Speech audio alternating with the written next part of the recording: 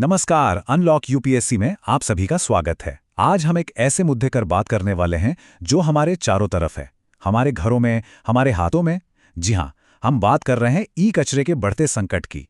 देखिए, ये सिर्फ एक पर्यावरण का मुद्दा नहीं है, बल्कि सिविल सेवा परीक्षाओं, चाहे वो यूपीएससी हो, यूपीपीसीएस हो या बीपीएससी, उनके लिए ये एक बहुत ही महत्वपूर्ण टॉपिक है। इसके सामाजिक, आर्थिक और स्वास्थ्य से जुड़े कई पहलू हैं। तो चलिए आज इस गंभीर विषय की गहराई में उतरते हैं। तो सवाल ये है कि आखिर ये समस्या कितनी बड़ी है। चलिए इसे समझने के लिए सीधे आंकड़ों पर चलते हैं। संयुक्त राष्ट्र की एक हालिया रिपोर्ट बताती है कि सिर्फ साल 2022 में पूरी दुनिया में 6.2 करोड़ मीट्रिक टन ई कचरा पैदा हुआ। अब ये संख्या सुनने में तो बहुत बड़ी लगती है, पर अंदाजा लगाइए, ये इतना वजन है कि दुनिया की सबसे ऊंची इमारत बुर्ज खलीफा जैसी 120 इमारतें बन जाएं। और ये विशाल समस्या लगातार बढ़ती ही जा रही है, जिसका स्रोत हमारे ही पुराने फोन, लैपटॉप और टीवी हैं। और इस संकट को बासेल एक्शन नेटवर्क ने एक बहुत ही सही नाम दिया है, अदृश्य सुनामी। सुनामी क्यों? क्योंकि इसका असर विनाशकारी है, ठीक एक असली सुनामी की तरह। और अदृश्य क्योंकि ये कचरा अक्सर हमारी नज़रों से दूर रहता है। इसे बड़ी चालाकी से अमीर और विकसित देशों से विकासशील देशों में भेज दिया जाता है, जहां ये खामोशी से हमारे पर्यावरण और लोगों की सेहत को तबाह करता रहता है। आज के इस विश्लेषण में हम इन 5 प्रमुख बिंदुओं पर एक-एक करके बात करेंगे। इससे आपको मुख्य परीक्षा में एक मजबूत और बैलेंस्ड उत्तर लिखने में बहुत मदद मिलेगी। हम पहले समस्या की जड़ को समझेंगे, फिर उसके प्रभाव, वैज्ञानिक समाधान और हाँ, इस समस्या में छिपे अवसरों को भी जानेंगे।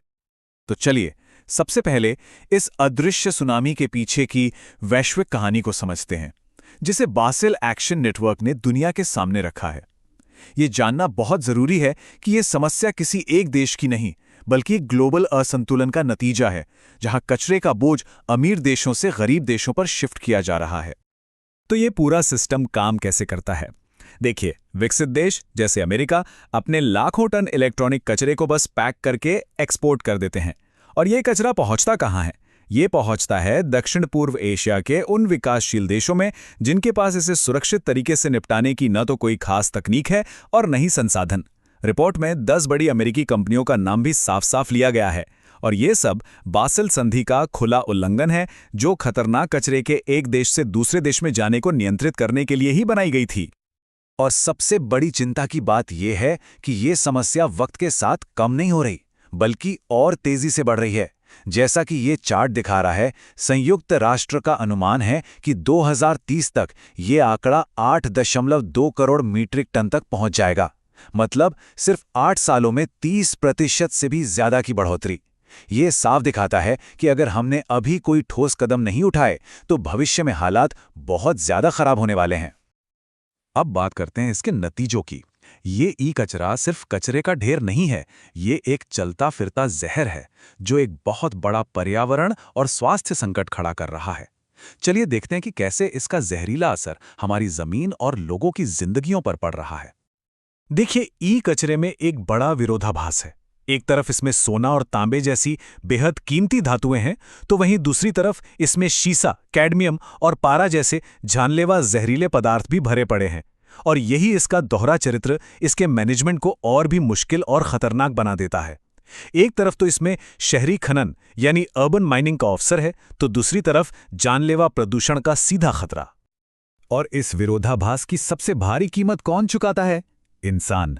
खासकर भारत जैसे देशों में, जहां इस कचरे का एक बड़ा हिस्सा अनौपचारिक क्षेत्र में जाता है, वहां मजदूर बिना किसी दस्ताने, मास्क या सुरक्षा के काम करते हैं। वो कीमती धातु निकालने के लिए सर्किट बोर्ड को खुले में जलाते हैं और उससे निकलने वाला जहरीला धुआं सीधा उनके फेफड़ों में जाता है।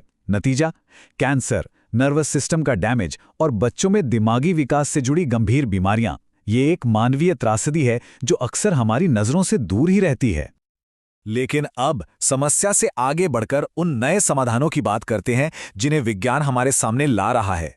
कहते हैं ना, हर बड़ी चुनौती अपने साथ समाधान के नए रास्ते भी लाती है, और विज्ञान इसमें प्रकृति से ही प्रेरणा लेकर हमारी मदद कर रहा है। ये एक बहुत ही महत्वपूर्ण टर्म है, इसे ध्यान में रखिएगा। बायो हाइड्रोमेटलर्जिकल तकनीक। ये एक तरह की क्रांतिकारी वैज्ञानिक विधि है जिसमें हम प्रकृति की ही ताकत यानी बैक्टीरिया और कवक जैसे छोटे छोटे सूक्ष्म जीवों का इस्तेमाल करते हैं ताकि ई कचरे से धातुओं को सुरक्षित रूप से निकाला जा सके। ये पारंपरिक तरीकों जैसे एसिड में घोलने या खुले में जलाने का एक बहुत ही सुरक्षित और पर्यावरण अनुकूल विकल्प है। इस प्रोसेस को बैक्टीरियल लीचिंग भी कहते हैं और इसे इन आसान स्टेप्स में समझा जा सकता है। सबसे पहले ई कचरे को एकदम बारीक पाउडर जैसा पीस लिया जाता है। फिर इस पाउडर को कुछ खास तरह के बैक्टीरिया के साथ मिलाया जाता है और बस इसके बाद ये नन्हे जीव अपना काम शुरू कर देते हैं। वो ऐसे एंजाइम्स छोड़ते हैं जो कचरे में मौजूद धातुओं को घोल देते हैं और फिर उस घोल से धातुओं को आसानी से अलग कर लिया जाता है। सोचिए, ये बैक्टीरिया छोटे छोटे खनिकों की तरह काम करते हैं। और ये अद्भुत काम कौन करता है? ये है प्रकृति के असली रिसाइक्लर्स, सूक्ष्म जीव जैसे कि थायोबैसिलस फेरोऑक्सिडेंस और बैसिलस की प्रजातियां। रिसर्च बताती है कि ये छोटे जीव ई कचरे से तांबा, जस्ता और एल्यूमिनियम जैसी धातुओं का 90 से 95% तक निकाल सकते हैं।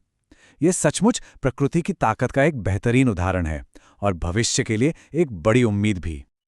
और यहीं से हम अपनी चर्चा के सबसे सकारात्मक हिस्से पे आते हैं कि इस चुनौती को एक बड़े अवसर में कैसे बदला जा सकता है।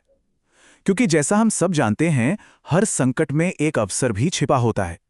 और ई कचरा अगर सही नजरिए से देखा जाए तो ये कचरा नहीं बल्कि एक बहुत बड़ा संसाधन है। इस आर्थिक अवसर को समझने के लिए बस इस एक तथ्य पर गौर कीजिए। विशेषज्ञों के मुताबिक हर एक औसत स्मार्टफोन में लगभग 30 मिलीग्राम सोना होता है। ये सुनने में शायद बहुत कम लगे, लेकिन जरा सोचिए, अगर हम सिर्फ 10 लाख पुराने फोन को ही रिसाइकिल कर लें तो हम लगभग 30 किलोग्राम सोना निकाल सकते हैं, जिसकी आज की कीमत करोड़ों में होगी। अब कल्पना कीजिए कि दुनिया भर में फेंके गए करोड़ों फोन में कितना बड़ा खजाना छिपा हुआ है। तो सबसे जरूरी बात यह है कि ई कचरा क्षेत्र को एक संगठित और औपचारिक रूप देना सिर्फ एक पर्यावरणीय समाधान नहीं है, बल्कि ये सामाजिक आर्थिक विकास के लिए एक शक्तिशाली इंजन भी बन सकता है। अगर भारत जैसे विकासशील देश बड़े पैमाने पर वैज्ञानिक रिसाइकलिंग प्लांट लगाते हैं तो इससे न सिर्फ युवाओं के लिए बड़े पैमाने पर रोजगार पैदा होगा, बल्कि एक टिकाऊ चक्रीय अर्थव्यवस्था यानी सर्कुलर इकोनॉमी का भी निर्माण होगा, जहां कचरे को फेंकने की जगह उसे वापस संसाधन में बदल दिया जाता है। चलिए अब इस पूरी चर्चा से निकले सबसे जरूरी तथ्यों और आंकड़ों को एक जगह देख लेते हैं ताकि रिवीजन में आसानी हो।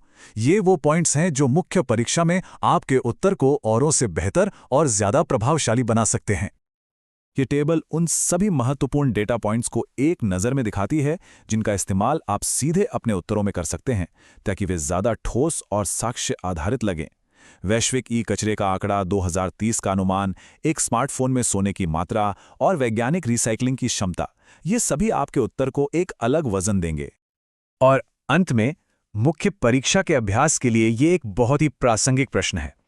इस पर सोचिएगा कि आज हमने जो समस्या, प्रभाव, समाधान, इस अवसर का ढांचा डिस्कस किया है, उसका इस्तेमाल करके आप इस उत्तर की संरचना कैसे करेंगे। प्रश्न है, ई कचरा प्रबंधन भारत के लिए एक गंभीर चुनौती है, लेकिन यह सामाजिक आर्थिक विकास के अवसर भी प्रस्तुत करता है। चर्चा कीजिए। उम्मीद है कि इस विश्लेषण से आपको ई कचरे के मुद्दे पर एक गहरी और संतुलित समझ मिली होगी। कल फिर मिलते हैं एक और महत्वपूर्ण संपादकीय के विश्लेषण के साथ। सिविल सेवा परीक्षा की अपनी तैयारी को और मजबूत करने के लिए अनलॉक यूपीएससी चैनल को ज्वाइन कर लीजिए। धन्यवाद।